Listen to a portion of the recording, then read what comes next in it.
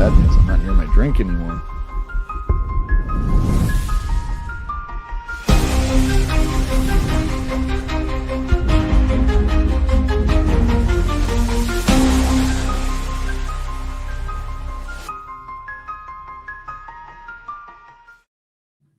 All right. What's going on, everyone? Welcome to the Season Gaming Bitcast episode 370.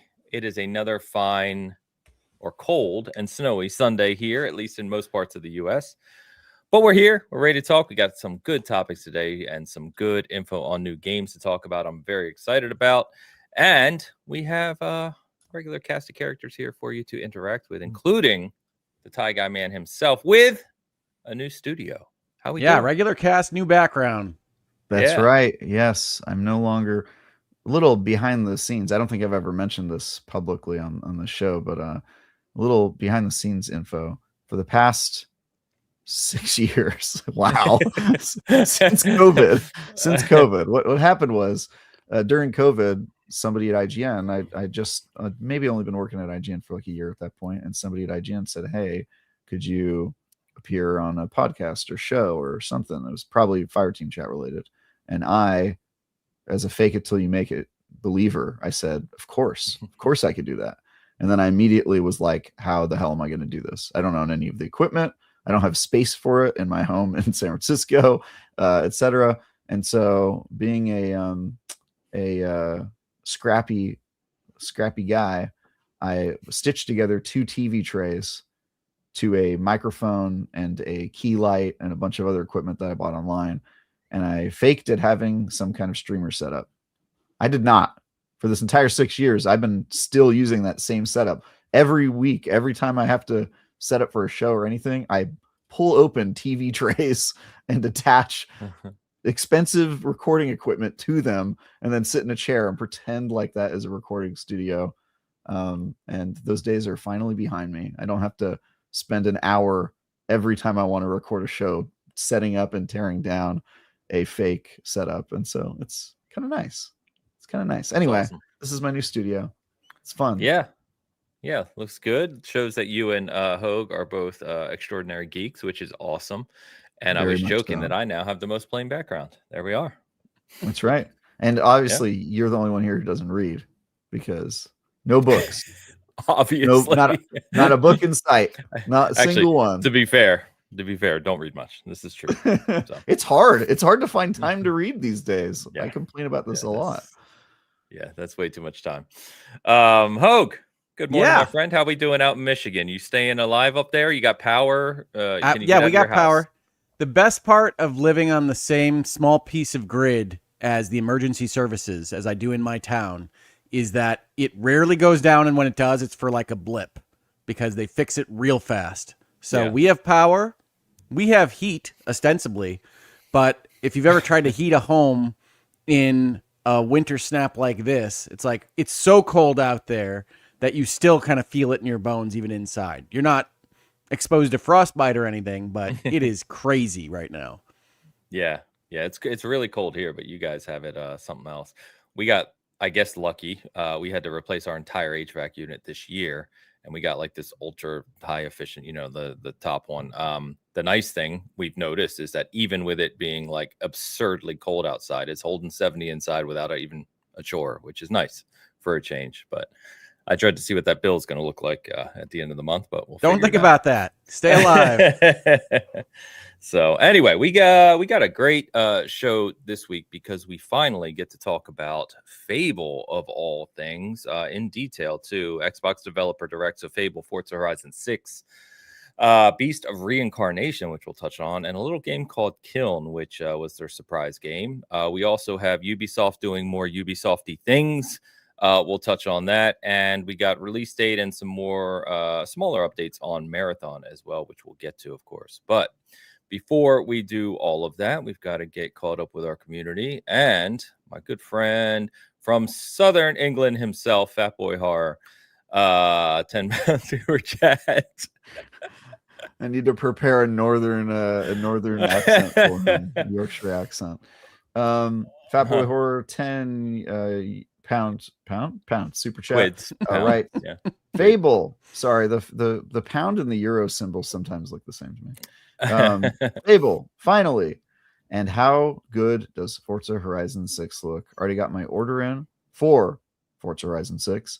I'll see you buggers on the streets of Japan. I'll see you buggers on the streets of Japan. Yes, you will. Yes, you will. You should make him posh again. I know he loves that. Yeah. Look, I didn't know how was I supposed to know what region of the UK he's from? All right. Yeah. I guessed. I got wrong. I even chose the more populous place. To be fair, I am supporting you in this. You're not supposed to know, but I just noticed, and I know I've known Fat Boy for years now, so I know, we've chatted, of course. But if you look at his actual avatar, it says Yorkshire Gamer. Oh my God, it does. Dude, I'll be honest with you. This is the first time I've had a monitor in front of me during the show big enough to see what his symbol looks like. I was on a laptop before. A laptop. Are we not going to have what is that emoji from Travis because it's on a pin? Yes, that's basically it. I was basically doing the show on my phone secretly for years. So, this is the first time I've actually been able to tell that his icon is a man holding a controller. I didn't know that. That's awesome. Fat Boy, yes, I'm pumped about FH6 as well. We'll talk about it more here soon, along with Fable, of course. So, thank you for the support. As always, appreciate you, my friend. Don coming in crazy already with 3 super chats. Don, gotta love him. Lionheart, $5 super chat. Good morning, all. First, Hogue, don't worry. I'm not playing Trails Beyond the Horizon. I only played the remake. No idea what Ains is talking about. I don't know. There's 98 Trails games. Okay, so we talked about this last week. Trails Beyond the Horizon is 13th. But yes, I was surprised to hear Don was playing that one. And so it's good to have that surprise changed to, I figured he was playing first chapter. Okay.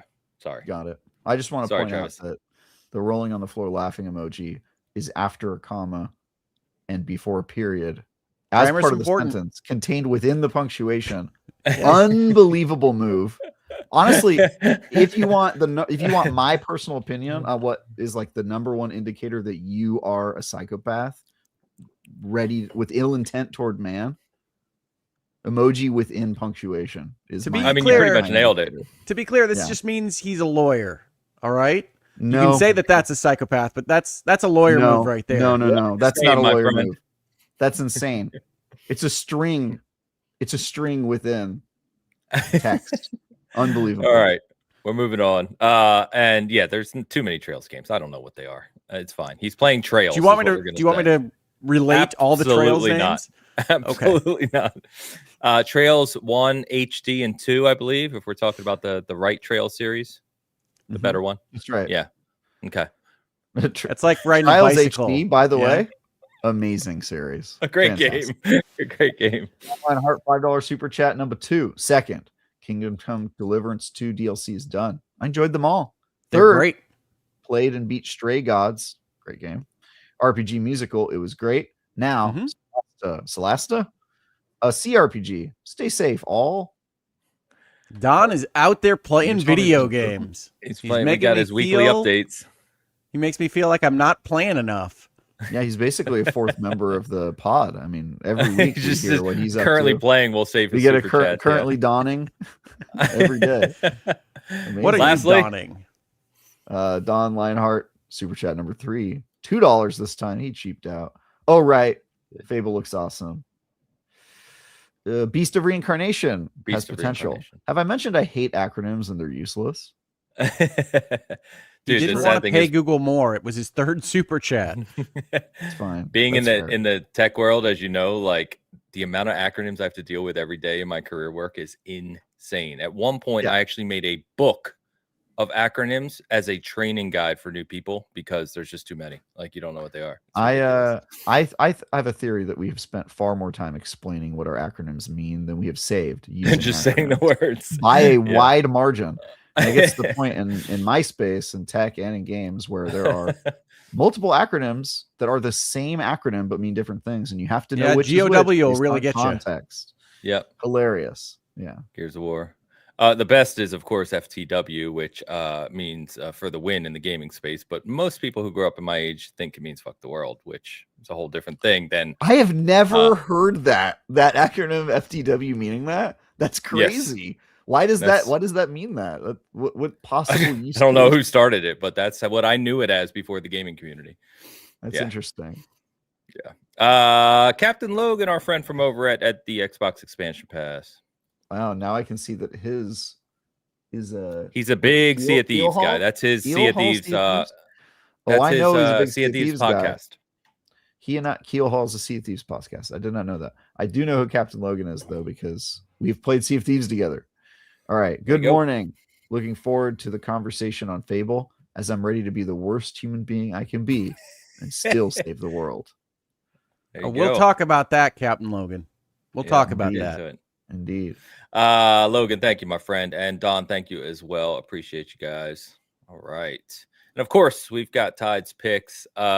She reached out to me this morning and she said, since you're going to be talking about Fable, this is technically a Fable. And this is what she sent me. I like Grimm's Tale. Oh, I see. Oh, we're all pigs. I look like a fat piglet. I look horrifying. You look horrendous. Yeah, I look absolutely. They just changed my nose, basically. I just like that I got the brick house. I appreciate it. I was going to say, I got straw. He got twigs. Ho gets the damn full brick house with a light and door and window and everything. It's ridiculous. To be fair, Ains, he is a brick house. He's a brick. No, I'm not going to say. I like that his tongue is out. That's how I walk around. Yeah, it's like he got a brick house, but he clearly inherited it from his family because that guy's way too dumb to have built a brick house. Family out, derpy face. My character looks like he really regrets his investment in stickside property. He's just, Swamp horrifying, Travis. He fucked up, dude. I'm just amazing. I'm just Piglet living his adult life. That's it. I always wanted to know what I'd look like as a pig. Did you? Yeah. Yeah. Don't wonder anymore. You guys haven't wondered? You haven't wondered? No. I'm gonna start doing this now during these. You've never wondered, Hogue. Todd, thank you very much as always for the laughs. Appreciate you. All right, boys, before we get into game conversation, of course, let's touch on what we've been playing. Hogue, I'm going to start with you this week because I've led this off the past couple of weeks. What crazy games I've never heard of have you touched on this week, my friend? I do have a couple games that are crazy that you've never heard of to talk about. I am still playing Terra Invicta. I will probably be playing that until I die. That game is just ridiculous long and awesome, and I could not recommend it more. But the game I want to call out specifically this week that I hadn't heard of before I saw it on my eShop window is a game called Cozy Caravan. And I play a lot of little indie games that have cozy vibes and even cozy in the title. But the basics of this game are that you make your own little animal creature, and that animal creature has a caravan, and it's driven by like a giant bee. And you go around and just talk to various villagers and you help them at their milk bar serve milk. You help them learn recipes. You make things. But it's just really delightful. It's got a nice graphical style. It is very low stress. It is the opposite of sweaty. It actually reminds me of a game that I didn't really gel with last year as much called Locomoto, in that you just kind of set your own goals and you're constantly trying to upgrade your caravan and do these various things. But it really is just delightful. If you're going to have a game that has so little kind of game mechanics, you really have to hit that vibe perfectly. And Cozy Caravan hits above its weight class for what it is. So if that interests you at all, I recommend that. I don't recommend it to Ains. You're not shooting anybody. You're not gathering weaponry. No, I'm watching the video. Not me, but that's fine. Not you. But it is delightful. They use a kind of stop motion animation within the graphics that are it just really works for them. The other thing I would like to recommend to folks is a game that I think came out a little while ago that is in the genre of how do we make Slay the Spire but not be Slay the Spire? And it is premised around you being a person that died and is resurrected from death and finds the world in a different place than he left it. It's called Knock on the Coffin Lid.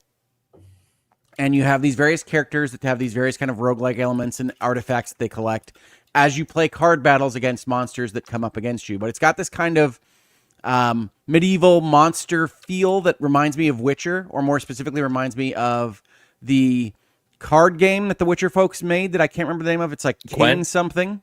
Yeah, it is Gwent, but they made a video game out of it. You're talking about Thronebreaker? Thronebreaker, thank you. Oh, I think that's such an underrated game. Everyone should. Great game. That's how I feel about Knock on the Coffin Lid. It's got that kind of Thronebreaker feel. So if you like any of the Slay the Spire, build a deck, put your character together, work around artifacts, and then pick which direction you're going. I really, really like this one. It's got a great graphical style. Those are the two I wanted to point out. Knock on the Coffin Lid? Yes, because there's a guy essentially that goes and raises you from the dead and says, go off and make your fortune. That's my favorite Rob Zombie song. Knock on the Coffin Lid. Love that song. Great track. Looks awesome. I love the style, like you said, Hope. It's a really cool graphical style. It's kind of a cartoony, thick outlined monsters, Witcher, Thronebreaker kind of looking style. And it's just got a lot of meat on the bone, a lot of things to play through. I think it even has an expansion that I didn't get yet, but highly recommended. Really cool little bits of strategy in your deck building and synergies amongst the way you build your characters. The stuff that I like out of these things. I know I've talked about Monster Train 2 being basically my favorite version of this. This is in that kind of ballpark. I don't know that I like it as much as Monster Train, but it's got that kind of vibe and that strategy. So I highly recommend it. Cozy Caravan, if you're looking to chill and be a little, I'm actually a dapper little seal that goes around and helps people out. I wear that's also Hoag's pillow talk. I'm actually a dapper little seal. It is. I got a little tuxedo. Mrs. Hoag is like, and a cute little seal face. No. Yes. Well, I'm constantly looking and evaluating games, mostly for my girls, but sometimes these things just really connect, and I really like this one. So you can be a dapper little seal. You can be whatever animal you want. They've got cute little character customization features in it. Cozy Caravan, Knock on the Coffin Lid. Very different games. Recommend them both. Please do check them out. That's what I've been playing when I haven't otherwise been devoting my time to giant RPGs at the end of decades-long arcs and trying to save the Earth from aliens. The way you said Cozy Caravan, Knock on the Coffin Lid, it sounded like it was a DLC. Like, yes, Cozy Caravan, DLC, Knock on the Coffin Lid. Just the most rad. It's not cozy anymore. Cozy Caravan, $20. Knock on the Coffin Lid, $25. And yes, Knock on the Coffin Lid does have a DLC called, I just looked at Cozy Caravan. Oh, Nightmares of Melenis. For like $8 or something. So cool, man. That's awesome. Cool. So I'll go. Let's see. Nothing new to talk about. I did start playing Dispatch. Finally, I bought that over the holiday sale. Nice. And started playing. I'm 3 episodes in, so I'm about to start episode 4. I really, really like it. It's a very polished product. Yeah, the animation is shockingly good for that type of game. I really like the snarky, sarcastic humor in it. I like the situations you get into, and I kind of already like the goofy ass premise. So it's a lot of fun. I'm already digging it. I just started it yesterday. I didn't even have a lot of time yesterday, but I still finished 3 episodes because I was just into it. So looking forward to really get more into that and finish it up. It's awesome though. Have you played it yet, Travis? Because I know we talked about it. It's been on my list for a while, but as you know, I was catching up a lot on pretty high priority games at the end of last year, and then now I'm playing other stuff. So yeah. So I really want to think play you're that gonna one, like it, and a I lot. will. I'm sure I will. Yeah. So looking forward to playing more of that. And then I went back. I think I mentioned last week I went back to Liza P. I just was in the mood for a Souls-like and tried to get into it. Boy, did I ever! I ran through that game, so I've already completed it. You beat the expansion? Not the expansion. I've beat Liza P. Okay. I only started, I wasn't going to go right into Overture, and then everyone was saying how good it was, and I was just like, all right, screw it. So I bought it, and I started it yesterday. I'm at the zoo. Went to a zoo? Yes, yeah. So I'm very early. I just got into the zoo, so I beat the mini boss in front of the zoo and just got into it. I haven't gone further because I started Was it a Dispatch. Yeti? Not too far from it, to be honest. Yeah. Yeah, not too far from it. But Liza P, really, really good. I liked it a lot. I have some qualms with it. I think the weapon durability thing's dumb. I think there's I a don't few other remember things the I'd weapon change about it. durability. Remember, you're just constantly hurting you, and you have to like grind. You have to switch to Oh, grind it to yeah. fix it constantly, and yeah. it's like this is just a waste of time. Well, Ains, the only thing I would say on Liza P is I know it got a pretty big kind of almost 2.0 change in balancing. So I don't know that Travis and you necessarily played the same game. So what Yeah. they did is they left what was the original difficulty, the Souls-like difficulty, right? That's now called, believe it or not, legendary, which is silly. And they have 2 difficulties below that now. So they Okay. made it more accessible for people who don't want to grind on the Souls-like stuff. So I just played it on legendary because that was the normal default, for me. Sure. But there are other options for people who don't really get into the difficulty or the challenge of the bosses. I And did to hear be they honest with made you, the game a little easier in general, though. Like they changed some stuff. I never went back and played the original campaign, but by the time I got to Overture, there was like, I think they were trying to overcompensate for people saying that their game was easy now. Because Overture I've heard in is Overture are pretty brutal. Yeah, a lot harder. The enemies, it's kind of like Shadow of Archery. It's like if you don't go unprepared, you're gonna get your ass kicked. Yeah. But yeah, I liked it a lot. The last level in that game is a gauntlet. It's very long, and the final couple bosses are spectacles and very, multi-stage big bosses. But yeah, I liked it a lot. I think it's really well done. I'm very excited to see what NeoWiz does with their next title, especially given the IP. What they can do with it. Which are we? Is that a spoiler still? Are we allowed to say what it is? I think everyone in the world knows. So it's if you all don't the know, IPs. yeah. So if you don't know, they Pretty tease basically Dorothy and Oz at the end of Liza. Is it out of copyright protection? It's ours. Yep. Liza P. Yeah. Next up, Well, it's Alice in kind of weird how Wonderland. it's weird how they do it. Because they say the one character says like I need to follow up on Dorothy, and you're like what? And then they show Ruby Red Slippers clicking, but they show it in Krat, like. So I'm like, are they just going to incorporate Dorothy into this world in Liza P world, or are they going to actually go to Oz, which I think would be much cooler? So we'll see. Her power is that she can teleport, right? That's Dorothy's whole thing. So Dorothy doesn't have a power per se, but reimagined perhaps. I mean, you tell me she doesn't have power when she transported her home into a magical land with a tornado. Come on, she is the and tornado. Lots of Travis. She is the great storm Hogue. That is Dorothy. She is the one who knocks on the coffin lid. That's right. Yeah. Hell yeah, dude. Eric asks, metal today. This is a metal show this morning. Eric asks, is Overture big? I've been turned off by the price a bit, waiting for a sale. So yeah, it's $30, which I was the same way. I was like, I don't know if I want to spend $30, but Liza P I played on PS Plus, and I was like, you know what, it's fine. I'll get it. I would say it's like a third the size of the base campaign. Again, it's been a while since I played. Someone said like 10 to 15 hours, or 8 to 15, something like that. Yeah, I mean, depends how much trouble you have with it. If you're, I was gonna say, I'm sure that's 45 for me.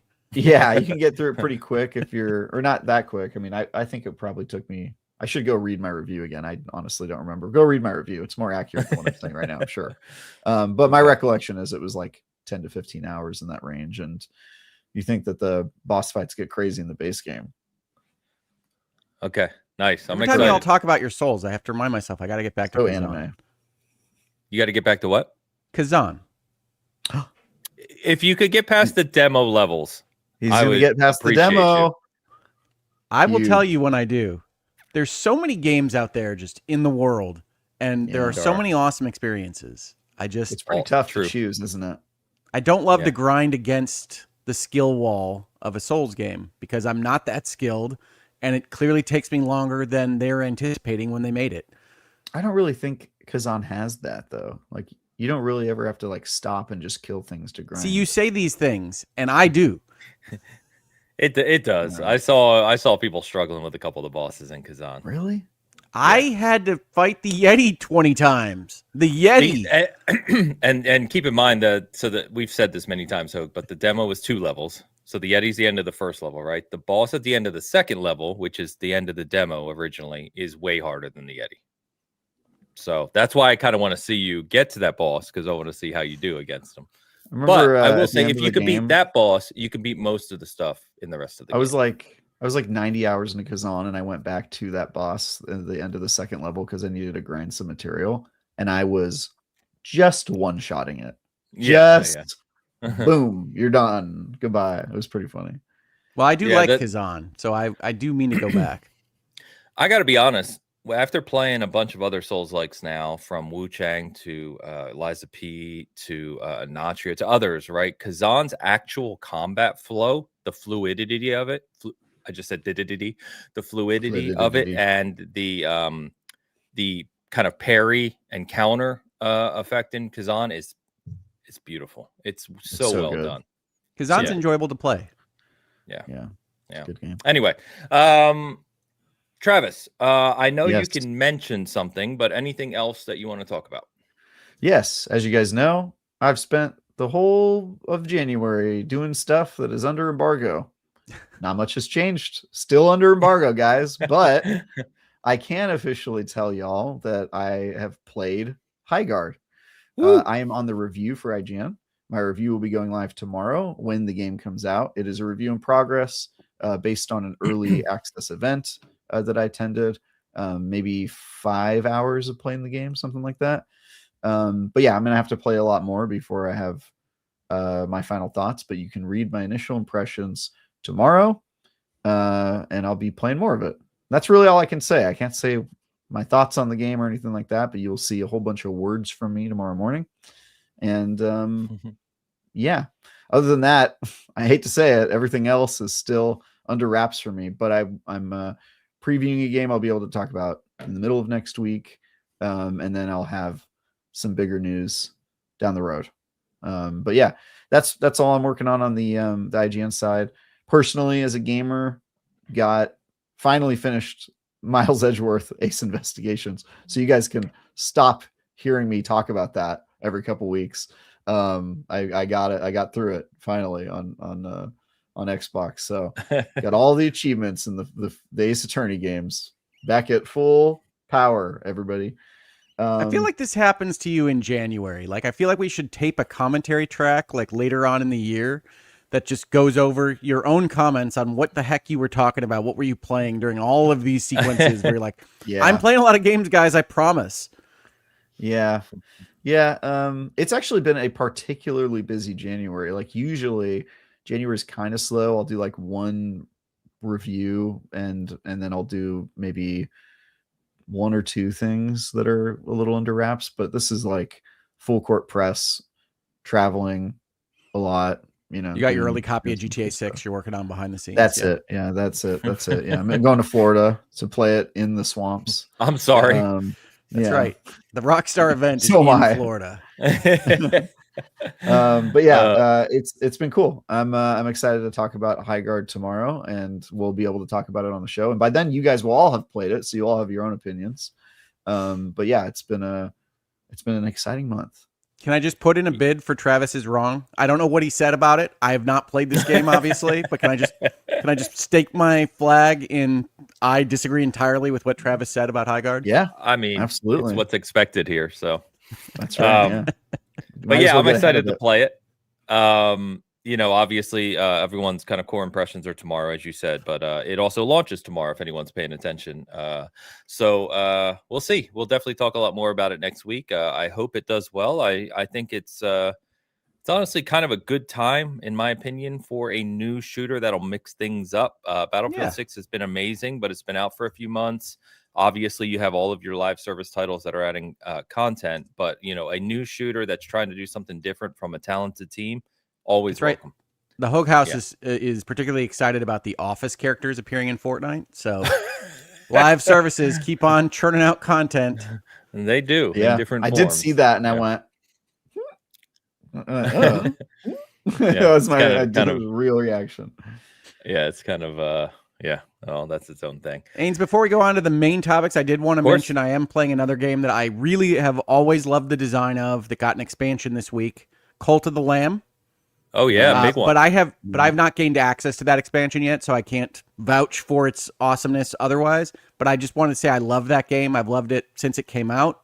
I just think it's a really cool combination of village builder and dungeon roguelike run thing, and also pretty dark and disturbing in important ways for such a cutesy little game. So Cult of the Lamb, I really like it. Got an expansion. I'm hopeful it's good. Haven't touched it yet, but I wanted to throw it out there.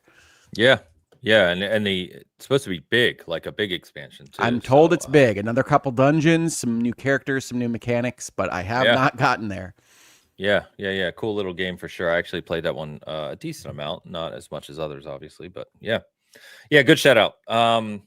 Let's get caught up. We've got one more super chat. I'm saving a super chat for a conversation here shortly, but we've got one from Mr. Eric, who is one of the guys, Travis, that I've been talking to about High Guard behind the scenes, just, in terms of hype, not details. Game.positive offers $6.99 Canadian. Travis, blink twice if High Guard rules or if you are wearing a tie. All right. There you go. One of those things is definitely true. Maybe both. Definitely not neither, though. You can count on that. I've, again, I give Travis shit about adhering to NDAs. I think it's ridiculous. I don't know what he's doing over there, but he does. He's going to keep doing it. He's an honorable person. That's a big leap there, Hogue. I mean, those two are not 1-to-1 there. Eric, thank you. And yes, Eric, let's hit each other up tomorrow because we'll be playing some High Guard. I'm glad to see that there is hype, by the way. Like, that has changed since the Game Awards reveal, where like people are. I think the stupid kind of cynical Game Awards video thing has turned the corner in the sense of people realize now, hey, it's a new shooter, talented team.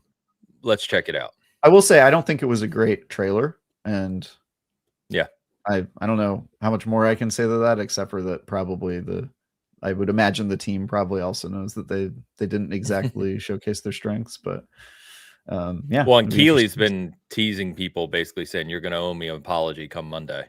Yes, I did see that tweet as well from Keely. I did see Keely in the studio when I was there, so he is practicing what he preaches in this one. It does seem like he has seen a lot of that game and he has roughly about it. He has roughly the association with this product that would make me, in other circumstances, assume that he was a shadow investor. He could be. Yeah. Their investors aren't public. He can't be. He would have to declare that in any of these kind of puffery statements.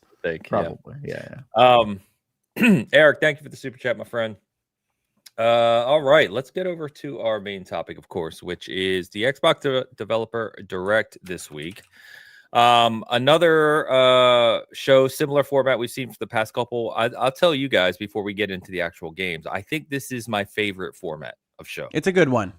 Yeah, it is concise. It's clear. You let a bunch of people from the actual studio and developers have their moment, and you're clear about what you're showing and details of the games that you want to see. It's not fluff. It's not nonsense. It's very well done.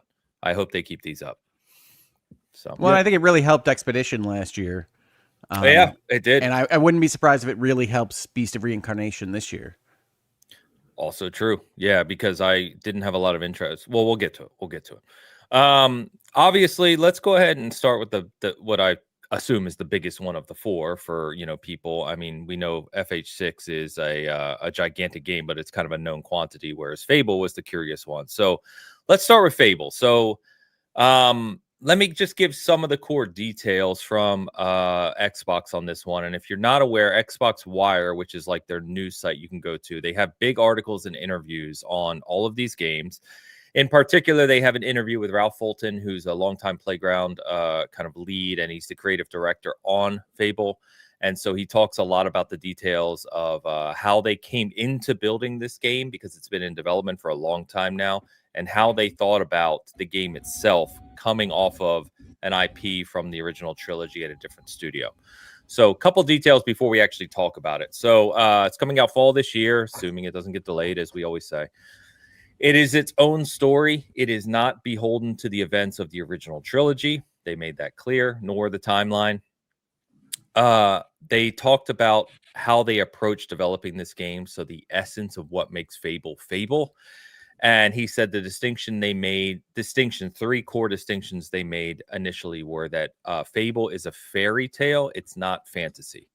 And he believes that that's a clear distinction. He said it's quintessentially British, which, yes, we've talked about that. I think everyone talks about that with Fable. And that the game have clear choices, consequences, but also freedom to do whatever you want to experience those choices and consequences.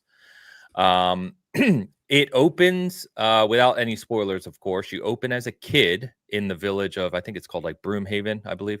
But you open as a kid. There is an incident which kicks off the main story. Then it fast forwards to when you're an adult. And then they said immediately at that point of the game, early on, you have full freedom to do whatever you want in the entire world. And it is a big open world. But they wanted players to be able to just almost immediately do whatever the hell they wanted in the world.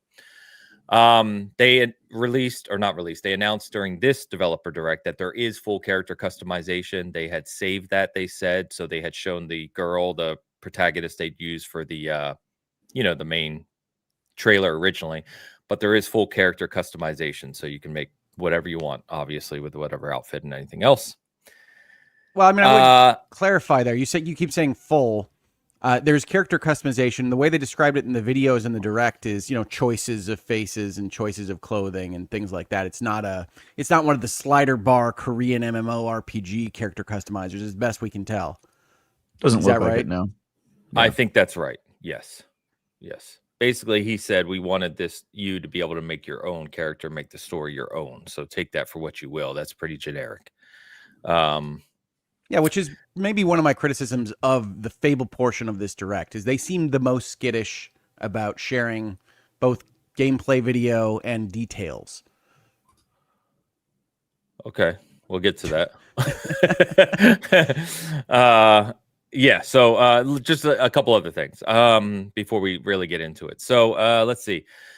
You can create different identities around different settlements. So they said a lot of your personality and a lot of like how people view you in the world is what they actually witness. So depending on what you do, when and where, it matters in the game.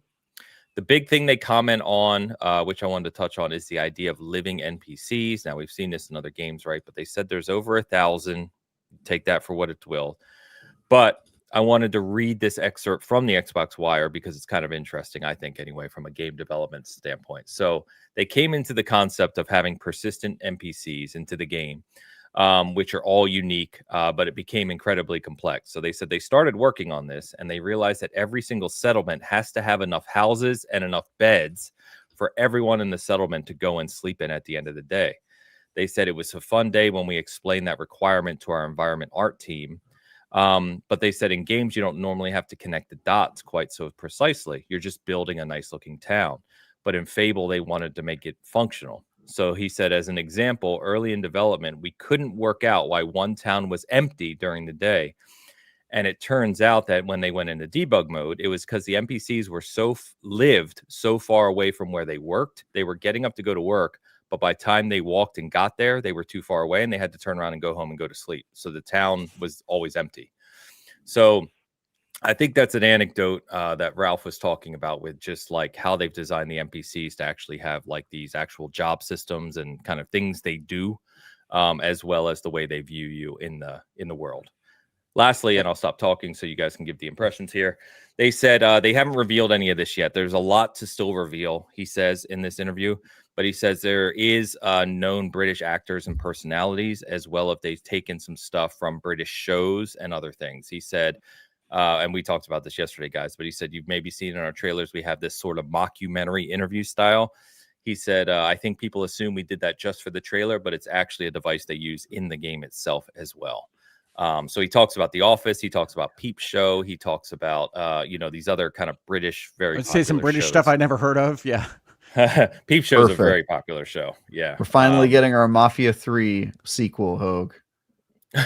Mockumentary style, never misses in the games. To be clear, so anyway, Mafia 3 was not structured as a mockumentary. It was structured as a serious documentary. But yeah, a mockumentary, serious documentary. I mean, it is a mockumentary though, because it's a fictional. In that it's a fictional story, but it's not a mockumentary format. It's a mockumentary. It's a fictional. It's a fictional. So I was going to say, Ralph, they said that to your earlier comment, Hogue. So there's a lot of the combat system. They talk about it a little bit in the interview, but they purposely didn't show it. They're going to do a deeper dive, I think, in summer, obviously leading up to the June, the release. Yeah. So let me stop talking. Initial thoughts on Fable and what they showed. I, as I most often am, have a complicated set of feelings about this. Coming off the Direct, I was actually really enthusiastic. I thought that looked good. Certainly Playground putting a graphical thing together sounds awesome. And I enjoyed what I saw. But I then read these articles, and in particular, I read a Ralph Fulton interview from IGN and Ryan McCaffrey that said some things that made me think that maybe they don't have the kernel of what this game is. So they talk about the pillars, right? They talk about fairy tale, which I agree with. They talk about Britishness, which I agree with insofar as Fable existed before. I would have probably ditched it. I've talked about not needing Chicken Chaser or all other British isms in this game to work, but they wanted to keep it. That's fine. That's up to them. And then there's a conversation that Ryan has with Ralph that talks about whether or not you're going to have kind of the physical changes that happened in the Fable series when you do bad things or when you do good things. And the answer that Ralph gives is no, we're not going to have any of that physical morphing. And the reason we're not is because our morality system is shades of gray. It's more about the subjectivity of morality that honestly we see in the world today. There's no objective good. There's no objective evil. You couldn't get everyone in the world to agree that something is evil or something is good. That just doesn't happen. That diversity of opinion is, I think, really clear these days. That is a perfectly reasonable response to talking about the geopolitics of 2026 or any host of things that are happening in the world. It is not, in my opinion, a perfectly reasonable response for either telling a fable, conceptually, fables are stories about morals, and it's not a response for what Fable is as a video game series. So I looked at this, I thought about it, and I really think that at the core of the matter here, they are going to miss for me what a Fable game is or was. And so I look at it and say, it looks really good. I trust Playground a lot in making these open world environments. I would love to run around a fantasy world. And I do think the fourth secret pillar that they have for Fable is to make ridiculous Molyneux-sized promises. Like this 1,000 characters that are all handmade and everybody has a dialogue tree that's all fully voiced and you can marry any of them and you can kill any of them is like, that is a Peter Molyneux type promise. And maybe they hit it, maybe they don't. Certainly the history of Fable is not quite hitting those promises. I mean, they so haven't we'll said see what happens crazy, though. They haven't said like the whole an acorn you don't think falls and you don't think becomes 1,000 tree. handcrafted, fully voiced NPCs that react to the world around them is a crazy kind of promise? I mean, they gave a specific number. You know, it's not like they're at 1,000. They're handmade people, and it's okay to name. I think that's pretty big. And, yeah, I mean, but no, it's not that big. Think about how many towns there are. You get a it's Barnaby. Not big to build a world. It's big to make a game. He goes home at the end of the day. That's whatever, you know. They haven't said anything crazy. Like Molyneux said stuff that, like, even as like a middle schooler, I was like, no, that's not going to be in the game. That's crazy. Like, there's just no chance, right? 1,000 NPCs who are fully voice acted. You know, I'm sure that's a lot, dude. Yeah, but I'm sure 90 of them have the same, voice at least, etc. It's not going to be the craziest. Let's see if I can find his interview answer, because no, he talks about them all being specifically crafted. He said each with roles, personalities, and routines, and that, as you already said, you can treat each of them differently. You can marry any of them. You can kill any of them. That type of thing. But anyway, that sounds to me like a promise that they will meet, and also it will be like not any more special than you've seen in other RPGs that have 1,000 characters. So it'll be like, all right, yeah, that's about what I expected. But technically, that's what I mean, is that you sell it like this. You sell it with like the little anecdote Ains said, and those all sound like, wow, they built a little simulacrum of the world. It's insane. And then you get in and you're like, oh no, this is mostly normal. Well, like, that's the Peter Molyneux experience. No, it's not. The Peter Molyneux experience is him making shit up that was never in the game and was never planned to be in it in any respect, like not even on a technicality. Like that's very different. I just want to put that out there. Anyway, Hoagie, you were making a point. No, I mean, I like I said, I have strong concerns about the subjectivity of good and evil in the Fable universe. I don't mind the reputational stuff. I think that's a good idea of having it be localized geographically in these various things. But I do have strong problems with a lot of games, honestly, but especially a game that calls itself Fable and is in the Fable lineage, saying we don't believe in objective morality. That's freaking insane for this series. I don't think so. Well, obviously, I mean, the whole subjective good speaks more about the collective psyche of humanity at this point in time. But I think as a game mechanic, your body changing based off your decisions was always pretty dumb. It's kind of has the same problem with like Mass Effect 2, where if are a hard ass, your face cracks up and you look like Satan. Like it's a crazy thing to do in your game. And I always thought that was a big disadvantage to, like, if you became a magic user in the original Fable, your body was covered in tattoos. If you leveled up too quick, you spent the entire game as a 65, 85-year-old man. If you ate anything that wasn't celery in Fable 2, you became overweight with no way to lose any of your body weight. Like, this you're was talking about the decision. execution. No, this is just a design decision that was always annoying, because sometimes you want your character to have a different flavor than the pre-canned experience that they give you. Like, maybe you want to be a magic user who isn't covered head to toe in tattoos. Not an option in a Fable game. Maybe you want to be a morally bad guy who just, maybe doesn't play by the book sometimes, but ultimately has a heart of gold. No, you're getting Satan horns on your character if you do that. Like, it was always a silly and backwards decision to do that. And I think their decision to be like, well, we're not going to judge the decisions you make, but obviously the towns will hate you, still gives you there's consequences to your action. You can be a dick, but maybe don't type of thing, without like straight up making your character in a very, I think, a very like kind of lame box that they forced you into based on your decisions, that to me always felt like it went against the RPG-ness of Fable. It was frankly just annoying, and every Fable game had that problem, except for because they were 3, literally fables. Yeah, I mean, you can have a Fable and you can have somebody make moral decisions. It sounds like they're going to do that without making your character wear Satan horns. Because all right, well, you're shifting the ground here a little bit, because most of my concern is about the entire lack of objective morality as described by this game dev, more than the character morphing. Although I do think that's a miss. It's this notion of we're going to have a Fable, which is a story based around establishing morals for a group of people, and say we don't believe in objective morality. How am I supposed to get excited about a Fable game that is ostensibly going to talk about these things, but we don't believe in objective morality at all while we wrote it? Because I think what they're saying is that our game isn't going to judge your decisions you made for you.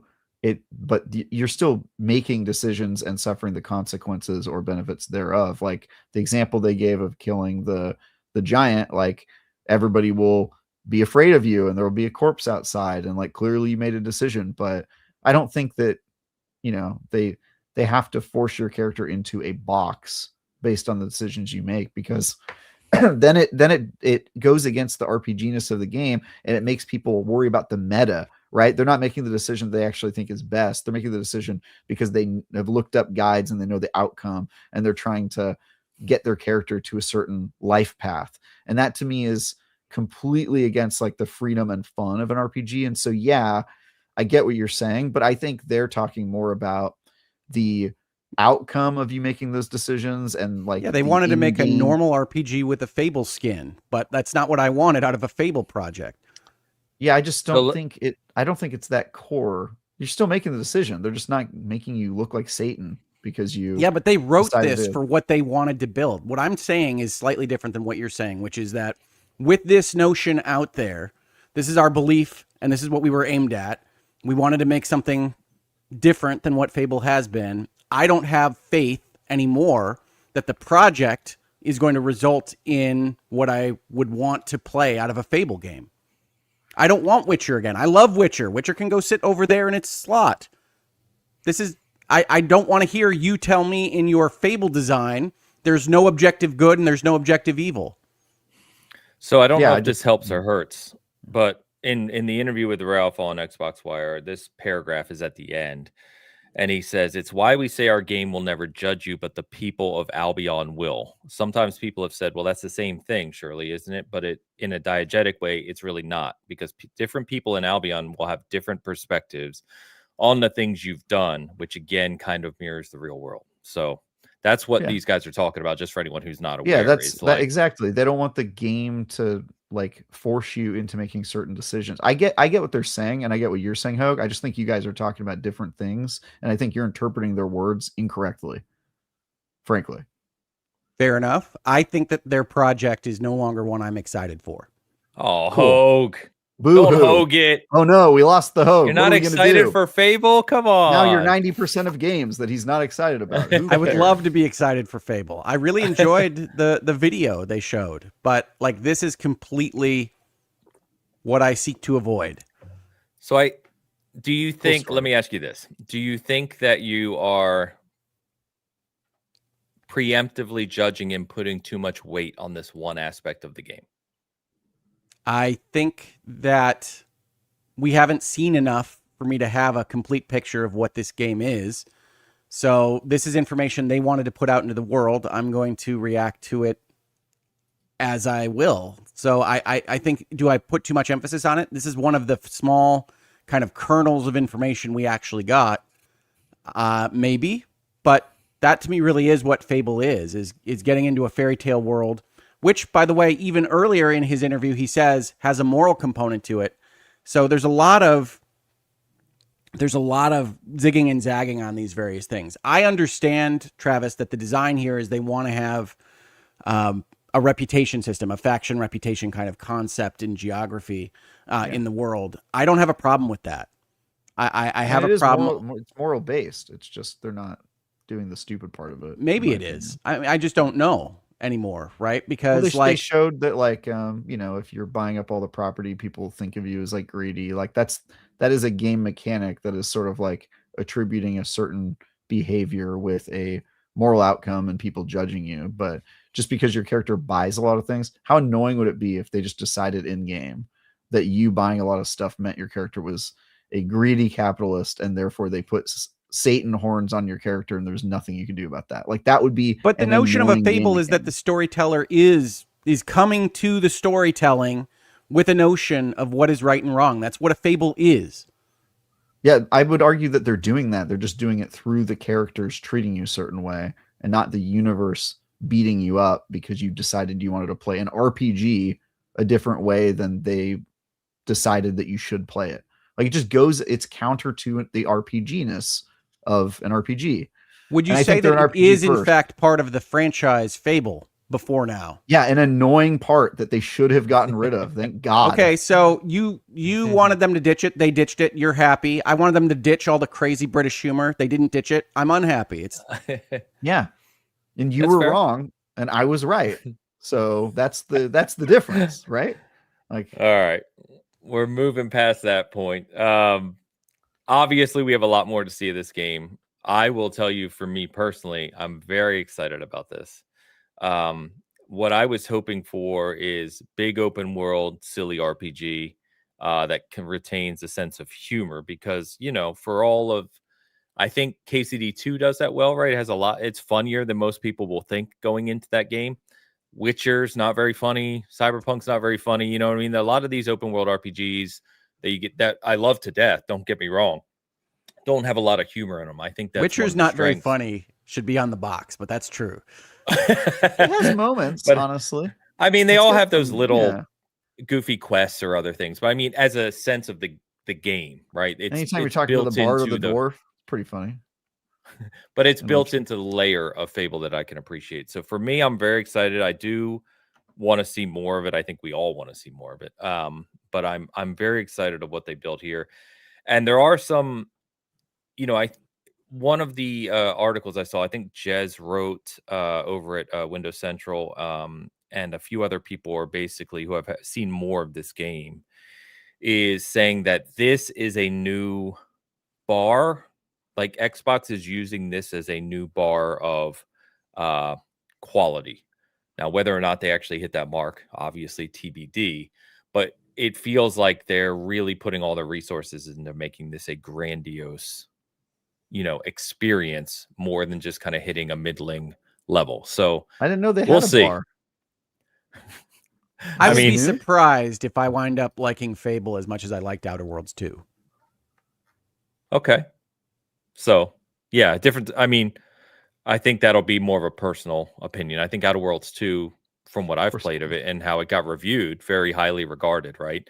But it sounded like the way, I guess the way I'm saying is, it sounded like the way this was written and the way that they're putting the resources and the time to develop Fable is they want this to be a showcase game, right? They want this to be one of those games that's looked at as an all-timer, that when people think about Xbox as an IP, they say Xbox made Fable, and it's, A prestige like game. Witcher Yeah. is. Yeah, Can I exactly. say something then about Microsoft? That is a wildly inappropriate place to position the Fable franchise. Like, this is going to be a monstrous failure for them if they expect it to be a prestige game they can point to in a decade. We don't know that, though. Yeah, you don't know. How do we know that? No, the Fable franchise you keep doesn't going back support to that. Fable as a franchise. That's what it is. Yes. Well, they talk about they have locations from Fable. You realize this is a clearly new game made by a different team, right? No, but Hogue, I realize it's an existing IP. We all know that, right? Everyone knows that. But we, meaning seasoned gamers, know that. Your 20-year-old who has never played any of the Fable games doesn't give a shit about the original IP, right? They don't care. They know this is Fable and this is a new game, and to them it's going to be the first style of RPG, in theory anyway, maybe, that they've played in this vein, that has this goofy British humor, that has these concepts that they're going with. They may have never played something like that before. And if it's a higher quality bar in 2026 than the original Fable was at the time when it created its niche back then, And it could be a very big game. I'm not saying it will. I'm just saying it could be a very even big if they have played it, Ains, who cares? This is a new game. It's effectively a reboot, right? No, you're not listening. Travis, I know that you're in a cranky space right now. I'm not cranky. You're not listening to me. They talk about the pillars of the Fable franchise at the start of their press release, at the start of their video, at the start of their interview, right? They talk about it being a fairy tale. They talk about it being British humor. And these are niches that are not going to support mass adoption and prestige wins. I'm talking about what they have said themselves about this product. So Microsoft is setting this team up for failure, if that is really where they're trying to position it. Well, I think mass adoption and prestige are different things. There's plenty of games that are like thought of very well that didn't find an audience as big of Call of Duty. I don't think that has any indication on or bearing on quality. And two, it not being the type of game that works as a prestige game. I would have said the exact same thing about God of War. And then they rebooted the franchise and they made it serious and they changed a lot of stuff about how that game works. And guess what? It was PlayStation's prestige game for many years, one game of the year. That could happen with this. I want to leave space for that being possible and not just judge it based on not saying it will. Yeah, exactly. But none of us know. We haven't seen enough of the game. I personally have concerns about the combat because the little bit they showed, I was like, I don't know about that. Little bit they showed. Little bit. Yeah. They were having game play absolutely like stripped from their bones. Like you could see that they didn't want to show basically anything yet, which is remarkable since this game was supposed to come out last year.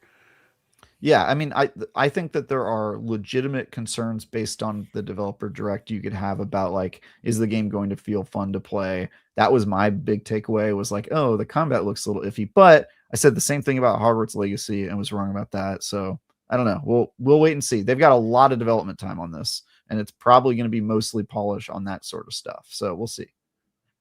And to defend you, Travis, the combat in Hogwarts Legacy is very iffy. Yeah, it's basic. I'd say it's basic. I mean, I think it worked way better.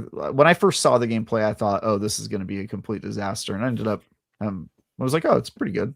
Pretty good. Actually like it. It's fine. Disaster. It's probably the best description.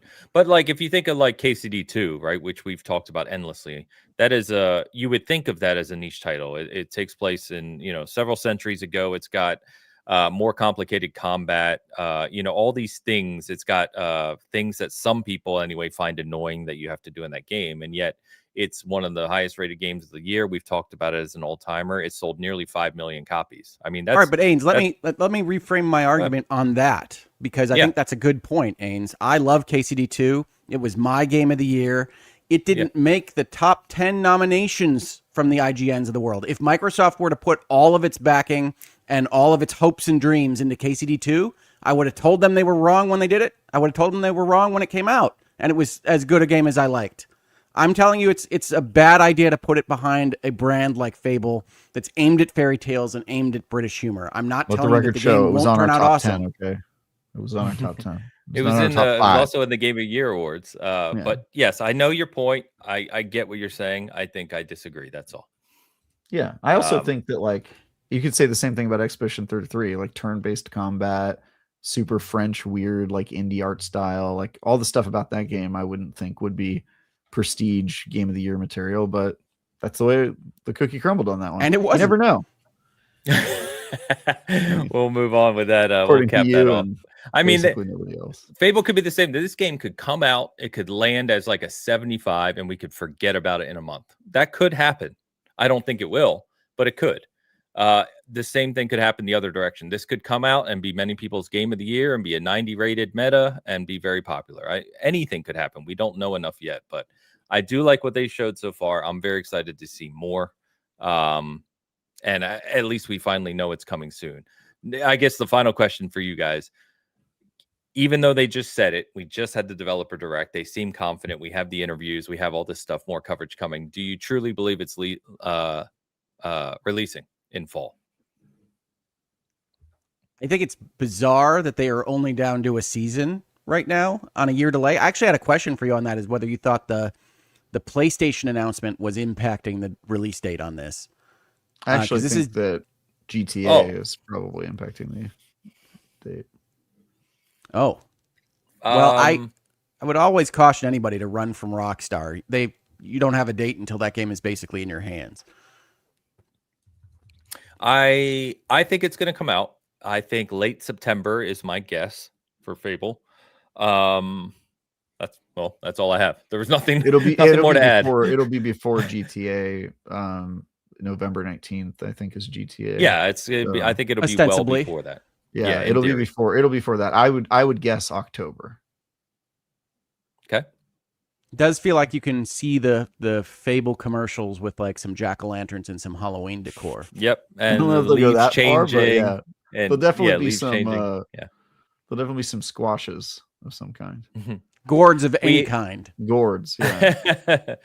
We have a first-time chat for someone says Fable will be delayed again. COD, Gears, E-Day, Halo Remake all coming out in the fall. I still don't believe. Who believes E-Day is coming out in the fall? They reiterated that it's a 2026 game, and a lot of people believe it. I don't believe it. Microsoft. But we'll see. Yeah, I don't believe it. Anyway, that's Fable. That was the big one, biggest, I would say, from the developer direct. But more exciting for me in the immediate future, of course, is Forza Horizon 6. So we said last week it had already leaked, coming out May 19th. It does have the 4-day advanced access with premium, as we've talked about before. With an expensive premium, man. I went and looked at it. I'm a Game Pass subscriber. That they charge the extra pound of flesh if you want to get on the deluxe version. It is as much as a full game. Is it really? So previously, for those wondering, if your Game Pass Ultimate, the upgrades on these games with the full like deluxe expansion pass early access has typically been $30. Is it more? It was 30, between 30 and 50. It's 60 for Forza Horizon 6. On top of Game Pass Premium? Yes. Yeah. As a Game Pass subscriber, it's $60 for the deluxe. No, that's silly. That's too. Because isn't Forza the most expensive version's 120, right? So that makes sense. 110 or 20, yeah, but it's been that before, I believe. Yeah, so that's they only give you the standard edition on every game. So if you want to upgrade, you pay the difference. Yeah, but Forza 5 was not $60 on top of Game Pass. It was not. It was 50. Oh, 50. Yeah, so it went up 10. I mean, that's welcome to inflation, Ains. You know, it's been a couple of years. That's more than I remembered. I apologize. My objection to this practice continues to be the statement that Game Pass Ultimate now gets day one access to their games is just inaccurate. Yeah, that's kind of tough. The whole early access thing is a lie. We've been over this. It's a lie. But this is a different aspect of that. This is saying that when you subscribe to Game Pass, you get day one access to the games. No, it's the same lie. They're still saying that day one is the day that the plebs get access to it, and not that day one is the day the game comes out. It's the same lie. It's just formatted as a subscription now. A new kind of variation of an old favorite lie. You pay them to eat the lie. That's what you do. I think you might have a bigger contractual issue if somebody wanted to bring it up. Yeah, it's a weird way to frame day it. One in caps, Hogue. That means whatever day we say is day one. And then the day that we actually release the game is day 0. That sounds that's legally acceptable to me. I'm not hiring you to be a contract lawyer at my firm, Travis, but I appreciate the Well, effort. I would kill it. All right, crush it. kill the firm. Absolutely. He would kill the firm. Yeah, kill the firm and Microsoft's business, so that I So didn't have to lie. pumped about this one, of course. It is Xbox Play Anywhere, so you can play on PC and console if you buy it in through Xbox. A couple details on Forza Horizon 6 for those who didn't watch or read everything on it. So you in this one, you actually start as a tourist. You start as someone visiting Japan, and so it's not like you have this reputation as a race car driver. The idea was that you get to explore Japan and build that reputation. We'll see how they implement that. That could be cool. It is the biggest game yet, the biggest world yet. And they said not only is it the biggest playable game world, but Tokyo itself and the outskirts of Tokyo as a city is 5 times larger than any previous city they have built in a Horizon game, because there's a lot of racing and exploring activities within Tokyo itself. That was the coolest part of the announcement. They said that they had different boroughs essentially for Tokyo that had different feels. I'm like, that's awesome. Just like the sounds actual awesome. Tokyo. Progression is going to be through a Japanese journal. They really comment in the both during the direct and in their Xbox Wire article about how they really wanted to emphasize Japanese culture, and so the journal is you fill this out along the way as you explore Japan. There are estates again you can buy. What's that? They do love journals. I built. They have places where you can put together your own journal in Tokyo. And well, they said like stamp collecting is a very big thing in Japan, and so they kind of modeled it around some of the stuff that the Japanese culture is into. They have 8 estates you can buy again, but this time you can fully customize them, kind of like the mod thing they added on Forza for 5 is now part of the core game in 6. And you can walk about and kind of have people over to your house and check out your cars if you want to.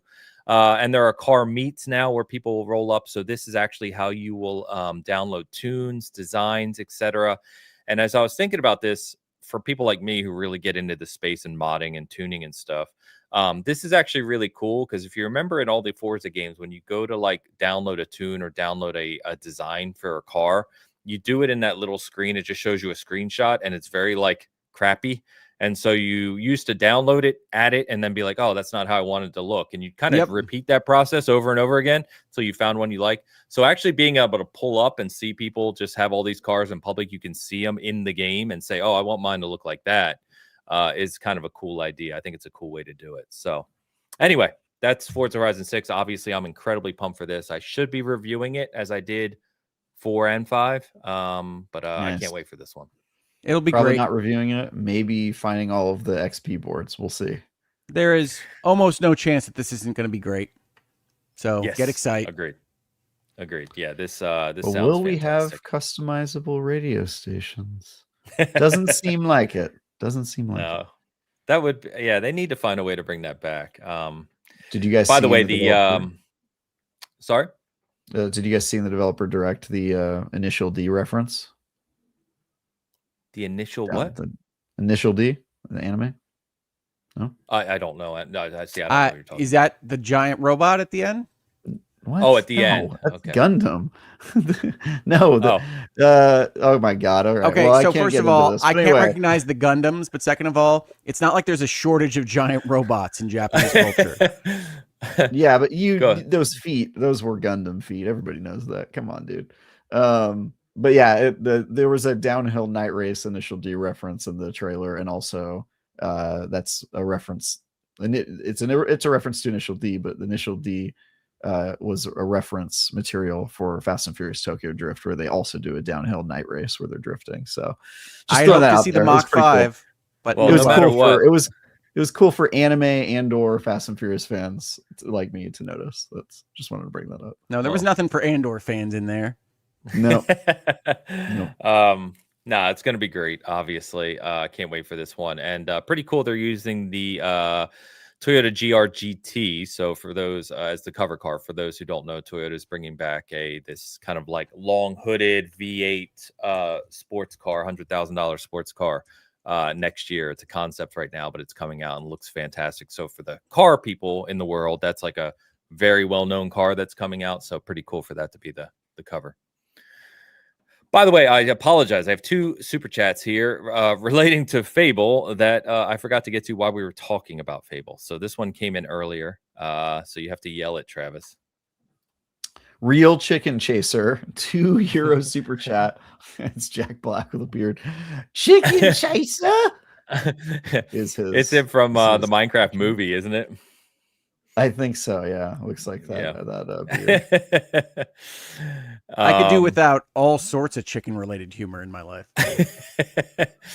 So thank you, our usual €2 super chatter who customizes their account for our various topics. So we appreciate you every time. And Fat Boy Horror followed up as well. Fat Boy Horror, £2 super chat. Chicken Chaser is an absolute requirement. Well, you're in luck because Playground agrees, and I'm not making the game. They are. Yep. They they talk about it clearly. So, Bad Boy, thank you. Another comment is someone said, "How great would it be if there's a Godzilla fight in the background of one of the premiere events, and you could drive with that going on?" I think it's the kind of thing they would do. Alluding to, because I thought I heard Godzilla roars in the background when the Gundam foot came down. I'm not sure if that was my imagination, a trick of the light, perhaps. But I think it might be. I think they might have Godzilla in the DLC. I'm very excited. I think there's all kinds of cool stuff they can do. I was actually the most surprised was that they didn't really show much nighttime in their video. Briefly, they might not have shown any. They did. Was there a little bit? There was downhill night racing. That was the initial D reference. Yeah, briefly, I was like Leonardo DiCaprio going on the couch. Yeah, it was amazing. Yeah, it's gonna be cool. To your point, Hogue, I think we've said it. Horizon 6 is a given. Should be amazing. Almost a guarantee. I can't wait to get lost in it. Yeah, can't wait to get lost in it. I do like that they so little things too for the people who really get into these. They said like they've completely overhauled the like wheels that are available on certain models, some of the aero aspects, because in Forza one of the biggest complaints is like the aero stuff you can add to the cars isn't real, right? It's not aligned with the actual cars in real life. So that kind of stuff they're supposedly putting more effort into. So for the car geeks like me, that's exciting too. I hope they do a good job on it. The geeks. Yeah, no, I'm all for it. I would never notice one way or the other. Yeah, it's kind of sad that I can look at something and be like, yeah, that's not factory. That's clearly not going to be allowed. What kind of rubber is that? Yeah, what is that? What are you doing? And then the third Xbox Studio game, which was the 4th surprise game on the Developer Direct, is typical Double Fine crazy fashion, which I started by saying, what in the hell are we watching? And I ended by saying, damn it, I want to play that. We wound up in very different spots. So Double Fine is making wait, I thought they already announced this game. And then I remembered it was because I watched the Double Fine documentary where you see the Amnesia Fortnite where that gets created. And I was like, oh, this is just that game. I guess they're finished with it now. So it was kind of interesting. Yeah. So the game is called Kiln. It's coming out this spring. They didn't give a hard date, but I would guess probably if Horizon is May, maybe late April, something like that, maybe beginning of May. So it is I don't think I've ever said these words in a sentence together before, but it is a pottery creation game mixed with competitive multiplayer. Dig it. It has a public space, like an open forum, basically called the Wedge, which is where you can roam around as your pot, see other people's pots, and meet with the NPCs and kind of do stuff. I guess customize your pots. A couple other facts they said is there are 24 special attacks. So obviously different pot sizes and strengths and stuff, but then there's special attacks based on what type of pot you make, and you can combine those together with your team. And then it's got 7 maps, I believe they said at launch, and there's going to be more maps added, but they are all based on Greek or Egyptian gods. So it's really themed around kind of the not classic, but that theme of making pottery from centuries or millennia ago. 4-on-4 multiplayer. I hope I review this one because it would be the second game I review within a year's time where you were making pot. The other being Schedule 1. Schedule 1. Yeah. Travis has already written his opening paragraph, IGN. Put him on it. Put me on it. Put me in, coach. I don't know. I'm one of those weirdos. I love Double Fine to death. I said protect them at all costs. I love weirdness like this. And Did you play Keeper? I played an hour or two of Keeper. I want to go back and finish it. Yeah. Yeah, I know you didn't like Keeper, which is fine. But I wanted to ask you, Ho, because I figured, yeah, this is weird. It's different. But like, I figured like your girls would be really into this. I don't know that they know it exists. They definitely didn't watch the direct with me. All right. Well, we're gonna have them turn you around on this one. That's what we're gonna do. I'll just turn the camera off. I'll bring them on. Be like, what would you say if we said you're gonna fire your own pottery and you're gonna have them fight each other? Yeah, that's awesome. Yeah, and they're ghosts, I guess. Yeah, they have personalities, I guess, and you can customize them. And as you level up, like the whole thing is like as you play like multiplayer and you level up and whatnot, you unlock all more customization, so you can customize your pot further. I think it looks fun. I know this like a silly party game, something you might play every once in a while with friends or whatever. Like, right? Kind of remind me of Fusion Frenzy a little bit, like that era of like top down, like silly party games. So, I don't know. We'll see. We'll see how that one turns out. I have no idea how that one's going to turn out. To be honest, I don't think anyone does. Yeah. I mean, they took an eon to talk about it, especially when you're waiting for Fable. But I don't feel like I know much about how it's actually going to play. Yeah, you get water and you carry it over, or else they break you. That's how it works. And you got to douse the kiln. Done, dude. I think the idea of having 4-on-4 different maps with like special attacks and being able to combine like small sneaky pots characters with like big brawny pots, and I think that excuse me, I got like the hiccups this morning. The concept is very cool. How well it plays is gonna obviously, and how well it's tuned, right? I think it's gonna be important when you're making multiplayer. But I don't know, man. It's goofy fun.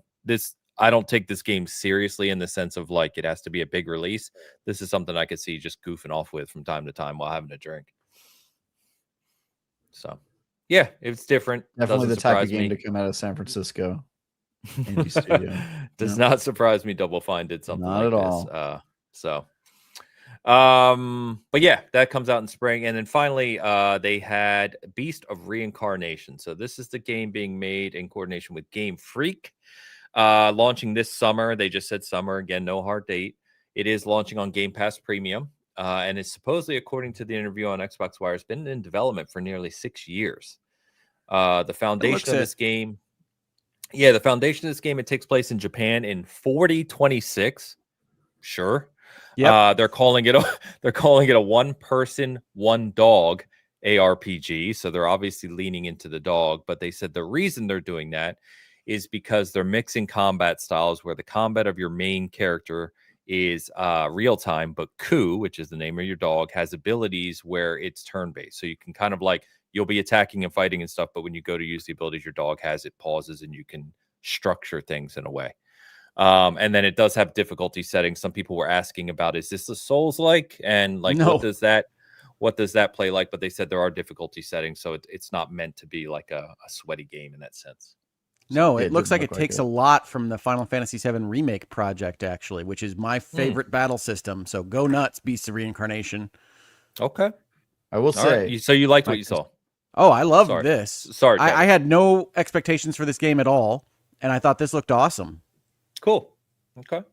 Go ahead, Trey. I had one expectation for this game, which is I know Game Freak's reputation for being terrible at optimizing their games, and this game looked like it probably is terribly optimized. Again, it's got some time to get some polish, but I don't know if you guys noticed the like very clear drop in like frame, and there were hiccups and other things. Yeah, I was like, ooh. So we'll see. That is my main worry about this game, is I'm just sort of like, how is it gonna run? Because it didn't look amazing on the screen there, but we'll see. Yeah, I'll play. I'm kind of partially in on this one. It looked better than what it looked more interesting than I expected it to. Not that I had big expectations. I am a little concerned. So the way I read in their interview, there's not really a lot of customization. So it says you can find different katanas, which give you different abilities, but that sounds very basic to me. And you know me, I'm someone who really likes customization and loot. So that sounds a little boring to me, but we'll see how it plays. It looks cool. It looks better than I thought it would. Those developers said Pokemon a whole lot. Yeah. Oh, he is speaking Japanese, and every once in a while you just hear Pokemon. You're like, okay, got it. We're talking about Pokemon. Cool, Yeah. cool. So, still a cool project to see. Cool that it's launched on Game Pass Premium on Xbox, of course. So, yeah. But overall, I think really good show. Again, love the format, love everything about that. Really excited to see more of Fable. When we do, I assume this summer probably they'll have a blowout. Maybe they'll do that thing at their showcase where the final, like they've done with Outer Worlds 2 and what was the year before, Starfield, where they do like a direct after their showcase in the summer where it's like 30 minutes of just the one game. Maybe that's what we get on Fable in June. Yeah, that'll Who be knows? Fable for sure.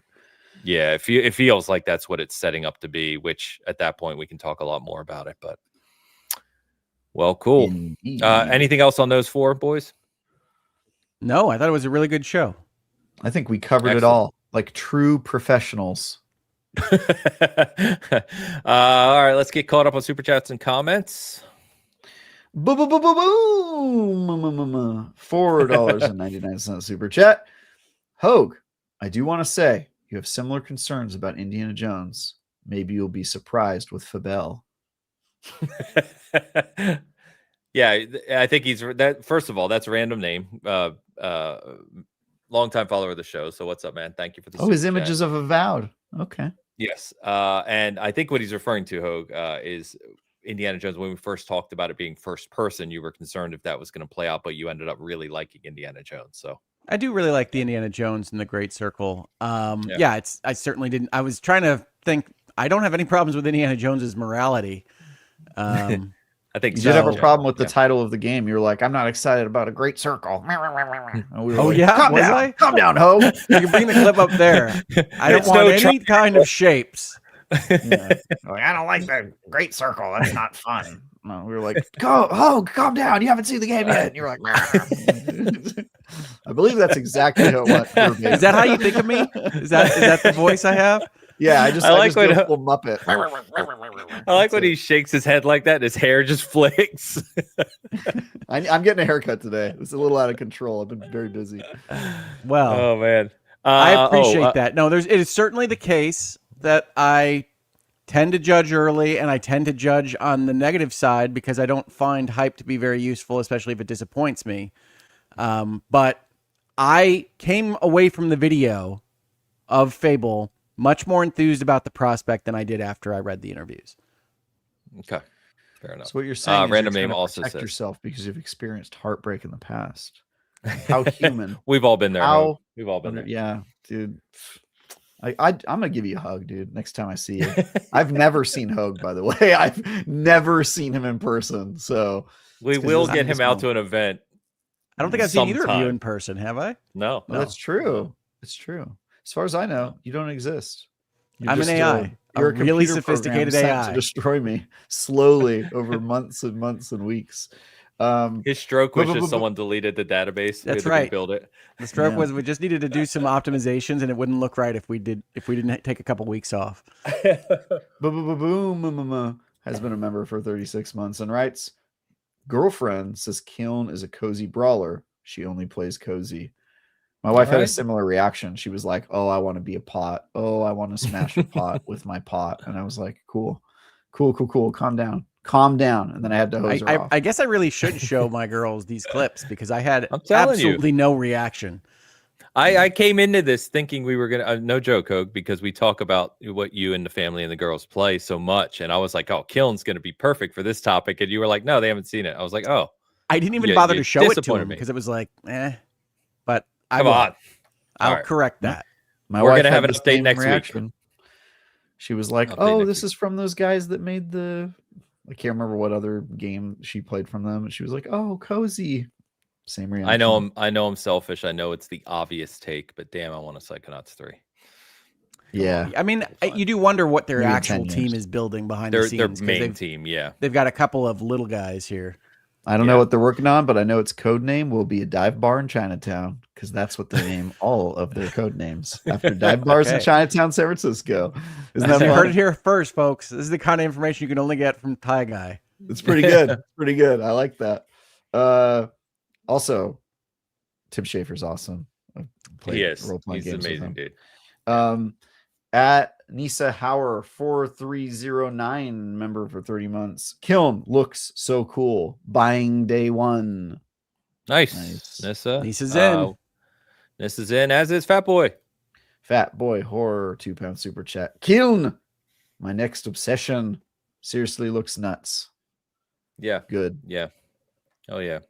Fat Boy, thank you for the super chat today, my friend. Thank you, Nissa. I'll see you guys online, of course. I'll be smashing your pots, or you can pot up with me. We can pot Don't together. Say that. Don't say that, We Ames. can- Don't say I'll be we smashing your pots. We can share pot. I don't know. There's a lot of puns I'll here be we could go with. smashing your pots later. I was gonna say, AIDS is just gonna send texts out to all of us. It says, "Let's smash." We're gonna be like, "Come on now, man." Yeah. Ames, chill, dude. Chill. Let's get some pot and smash. Let's do it. Yeah. The way Ames plays film is like that. And this is how I ended up where I am. Let's move on to Ubisoft. So Ubisoft did some Ubisoft stuff this week, which is sadly not what we want to be talking about Ubisoft for. But here we go again. So if you missed the details, I'll just cover them quickly here. They did more. Restructuring is the word they'll use.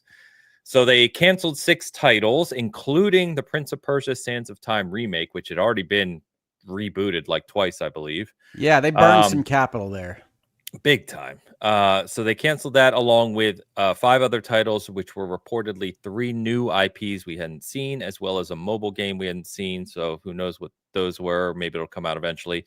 They also delayed more games, including the Black Flag remake, which is now scheduled based on their fiscal calendar to launch before March 31st of next year in 2027. Well, that's entirely code names, right? We don't have a verification of that project. We know it's real, but we don't. That right? I don't think they came out and said that, but yeah, all the sites are reporting that. Yes, correct. Closed 2 of their other studios, so Stockholm and Halifax branches of Ubisoft. They closed, as well as they did some realignment in Massive, which is the big Division studio, and Red Lynx. And now they are shifting. We already knew about one of these houses, if you will, but they basically came out and said, we're going to have 5 creative houses, which immediately made me think of freaking Hogwarts for some reason. But they have Vantage Studios, 4, which is it's 4 houses. Vantage Studios, which is the one we already knew about, which is responsible for their big IPs in Assassin's Creed, Far Cry, and Rainbow Six. That's the one partnered with the investment from, is it Tencent? Who invested in Saudi Arabia? Ubisoft? No, Saudi Arabia's got EA. Tencent is Ubi's. Sorry, we have to keep track of which governments control our game creators now. Which rogue government is in control at this time? Controlling the games we love. Yeah, it's a crazy world. And then they have 4 other, houses. So they're housing Ghost Recon, Division, and Splinter Cell under another. They're housing Live Service in Brawlhalla, For Honor, The Crew, Riders Republic, Skull and Bones. Damn it, I had to say it. And Creative House 3. Nice. Creative House 4 is their narrative-driven games and fantasy, which is Anno, Beyond Good and Evil, which they said specifically, Might and Magic, which they said specifically, Rayman, and Prince of Persia. Pretty comical to say Prince of Persia after you just canceled the biggest one coming. Rayman. And then Creative Anno. Rayman. Anno in their narrative and fantasy is insane. There you go. Yeah. And then House 5, which is their like party titles, which is Just Dance, things like Uno, Hasbro license, like they do the Monopoly and those types of games. So that's how they're structured now. And basically, I know Schreier did some reporting on this, but looking at the kind of curve of the past decade or whatever Ubisoft is, from their peak stock value, they are down 95% of their value. So they were worth over 10 billion euros at one point, just from stock portfolio. They're worth less than 500 million now. So. You know why? There's actually a rule in France. They're only allowed to have one successful gaming company. And so as Expedition 33 rises, Ubisoft must fall. This is the rule. So it is written. Well, Sandfall could have been a different creative house for Ubi, right? Isn't like most of their team Ubi's? Ex-Ubi, yeah. Yes, I know they don't currently work for Ubi. Yeah, that's true. There's lots of ex-Ubis in Canada. Well, yeah. It's because there's just lots of Ubis. I mean, the reason you're seeing a reorganization like this is that they were too freaking big. So they're separating out their assets. They're able to get investment into specific asset classes this way. This is all super, super smart.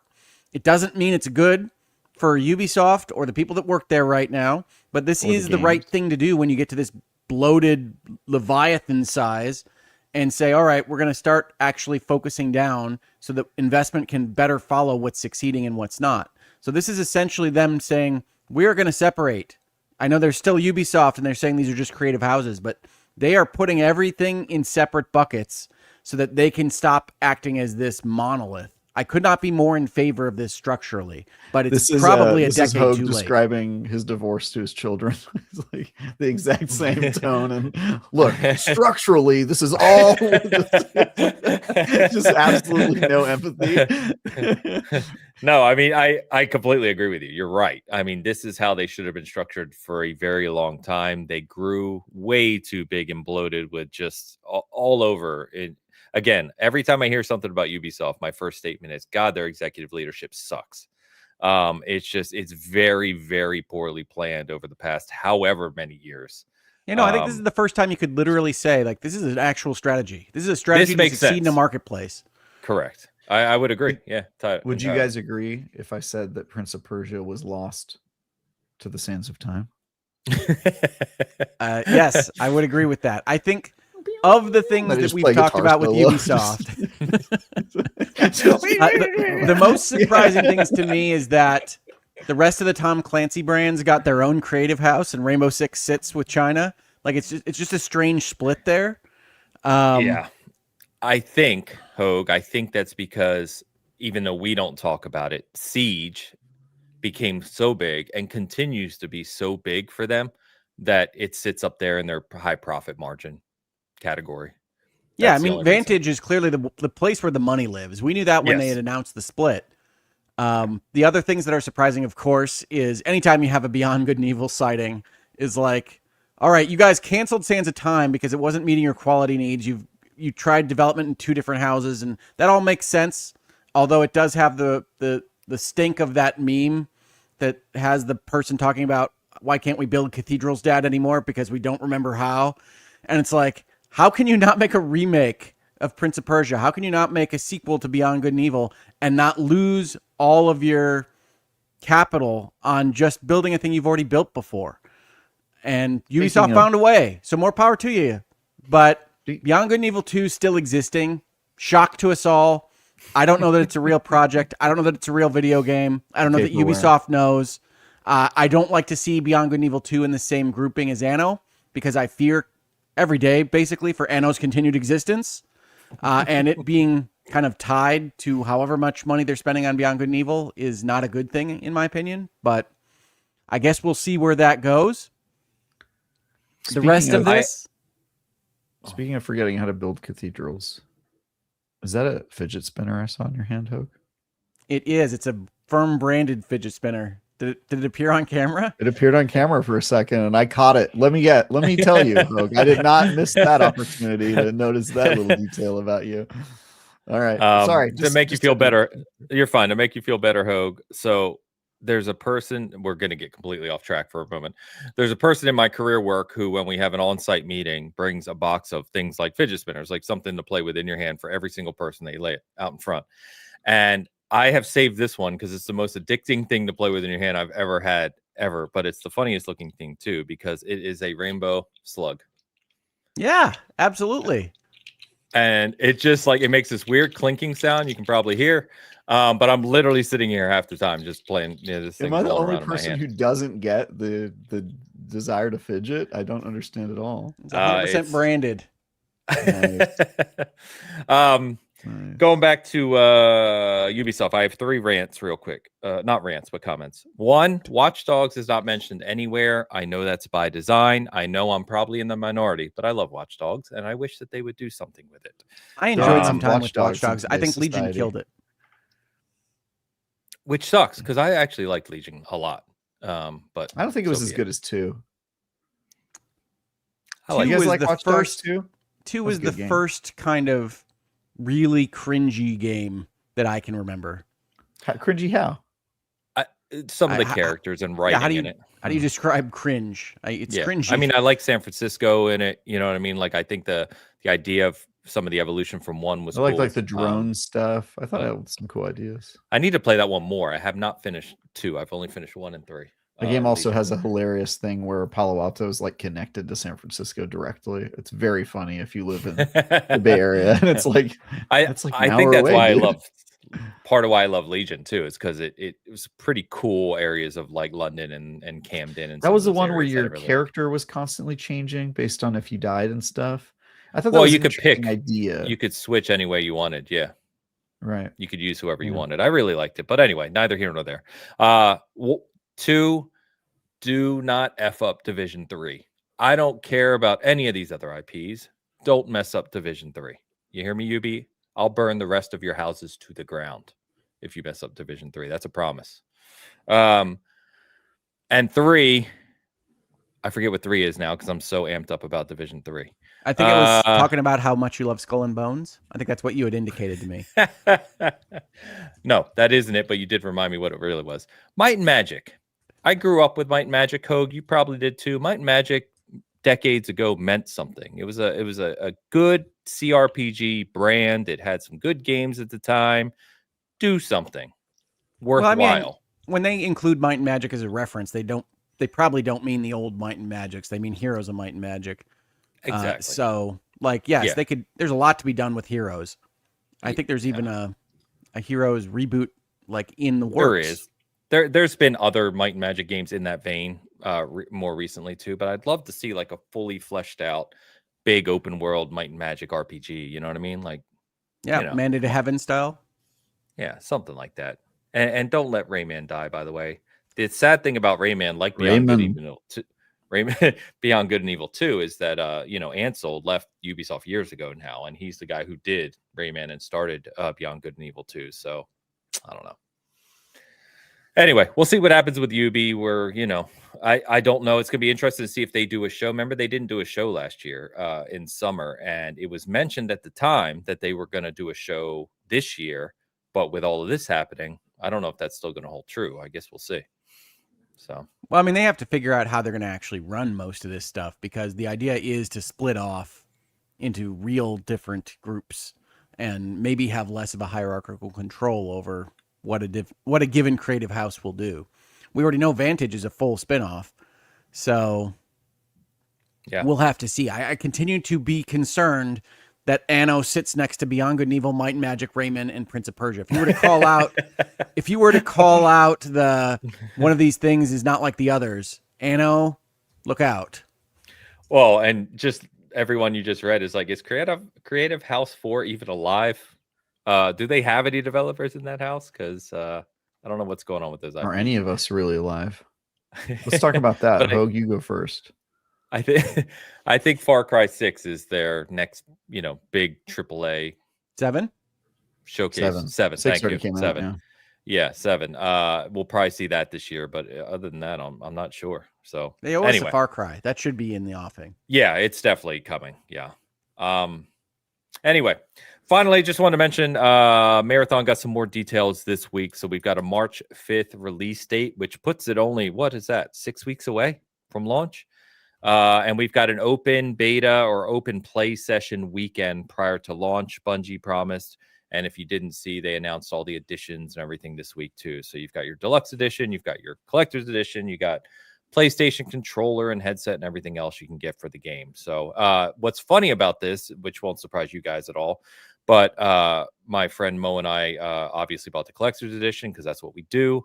They shipped it the next morning. Like, he bought them at like 5 p.m. It was shipped the next morning. So very clearly they had these already in stock, ready for launch last year. And they were ready to go. So hopefully collector's edition of what was it? Marathon. Yeah. He already has them. Like, they're already here.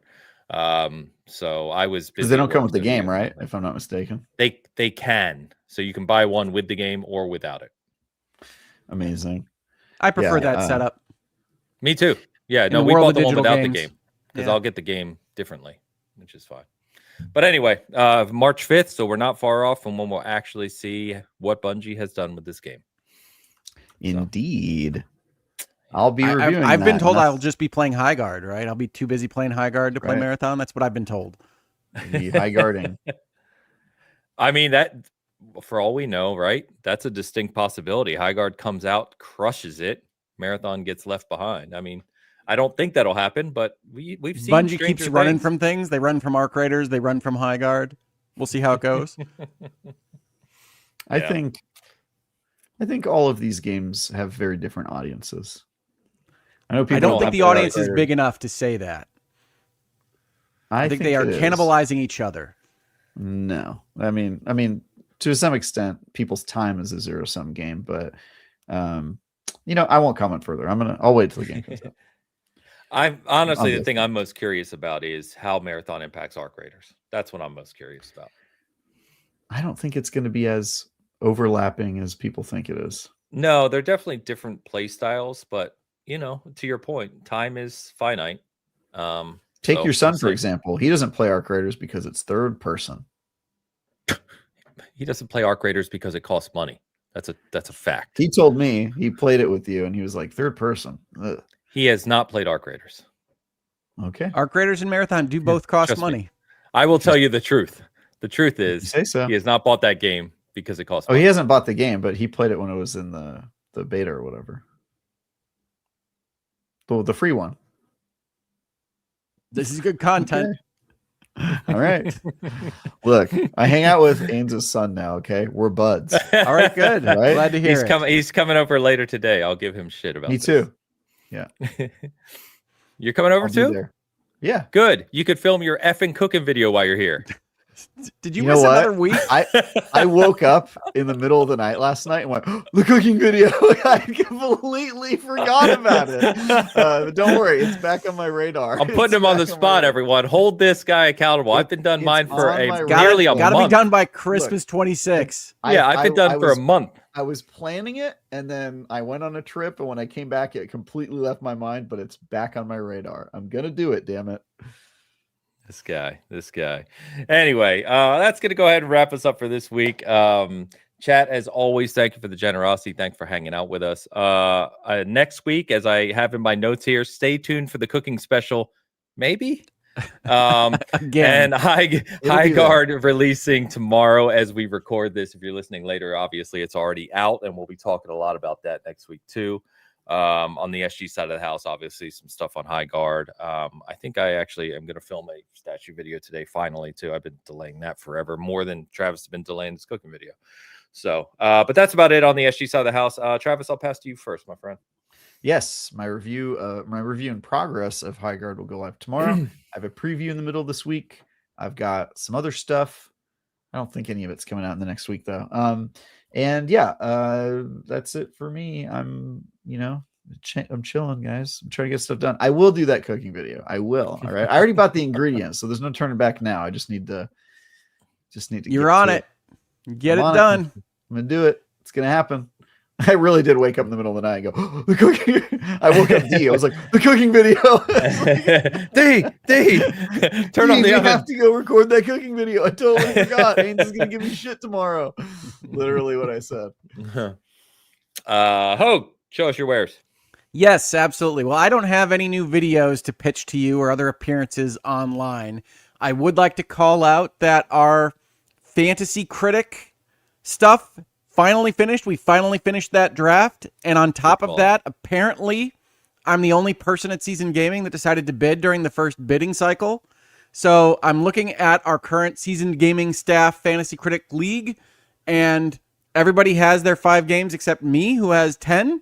So if you want to come and back the winning horse, please do check out Trial by Combat as the publisher at the Seasoned Gaming Staff Fantasy Critic League. He's the only one with a full slate of games. Everybody else didn't bid at all this week, which means I overspent because they weren't paying attention. But I'm very happy with my lineup. Come check it out. Tell me how well I did. Tell me how much I'm going to win by. And that's my pitch of wares for this week. Yeah. I wouldn't. Shit, you're right. Okay, first of all, forgot.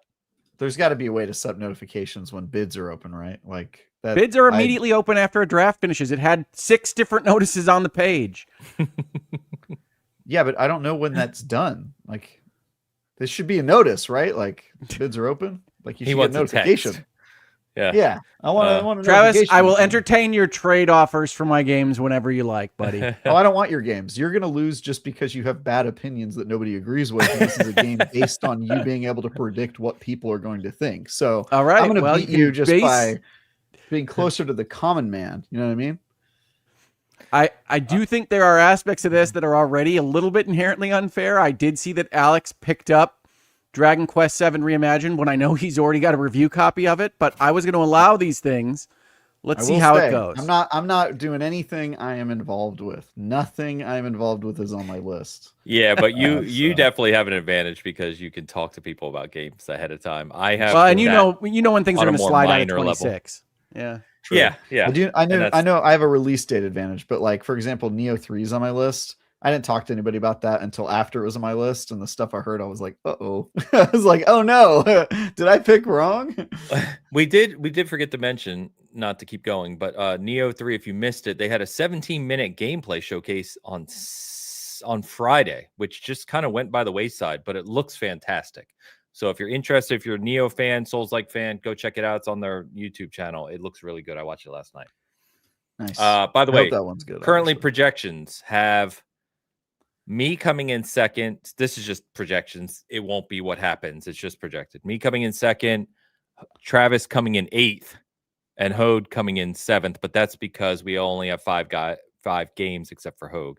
Currently, it gives Eric you like an winning average. League, you're like in an average points because for you're the only blanks. one with a game that got scored, right? Isn't it just No, I'm in first right now. I'm talking about projected for the year, but it's only because it's the 5 games that were projected. Oh. Yeah, and the little projector gives you like if you don't have a game, we think you're going to make 7 points How on do it. you guys see this projector? I don't see anything. Dude, We're going to teach Travis how to use an internet website Jesus after the Christ. show. We don't need to waste your time with it, everybody. Yes.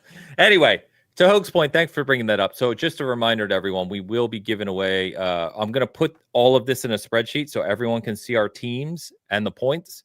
And then basically that's going to live in the Fantasy Critic channel in the Season Gaming Discord. You will be able to bet probably in the next week or two. You have to bet now for the year to see who's going to win. And if we're going to have prizes for that, like games and some of the other things I mentioned. So check that out, join up on the Discord and get in there, and I'll tag everyone on the Discord when that goes live for betting. And all jokes aside, I might be at a little bit of a disadvantage because in every league I've ever been involved with, you don't get every bid that you make. So there are a couple in there where it's like, well, I didn't. Okay. Didn't really you can want change that. them. You can change You can. them. You Yeah, can you can ditch always trade things, them. but you just lose the money. Yeah. So we'll see how it goes. But I was I'll trade surprised. you I was Professor like, Layton. How about that? I was going to check in this morning and be like, how many did I get? It's like, you got them all. It's like, well, that's unusual. Everyone forgot. My inherent disadvantage is that you guys are all operating off of a base level of understanding what a draft is. And I think About fantasy league works. Yeah, I don't know anything about fantasy league, and so you guys. Travis see terms doesn't and stuff, understand You're like, sports. this is obvious. Have you ever done a draft? And I'm like, Hogue, no, he I don't know. drafted with of us these last terms. year. We're having this conversation as he drafted with us last year. You said you were controlled driving the ship league. last I year, was though. just telling you which games to pick. I had no involvement in like the bids, or I didn't know any of this stuff. You were just like, which games are going to have high scores, and I was like, Well, this one. That was Travis, I will tell you the bidding timer is set to end on Saturday night. So as long as you get in some bids during the week, you can check in on them just before the show on Sunday morning. Okay. I don't know what a bid Yeah. is, so I'm going to go look up that. All right. I'm going to ask All right. ChatGPT. We don't need to go over the rules on our Yeah, he's lovely gonna figure it Bitcast out. show. He's gonna figure it out. I got to figure this out. But yeah, I'm learning all this from scratch. That's my this is my cross to bear. All right, that's enough of that nonsense. Everyone, have a good week. Enjoy the gaming. If you're in any of these affected snowy, cold areas, stay safe, stay warm, and obviously we will see you next Sunday. Until then, peace.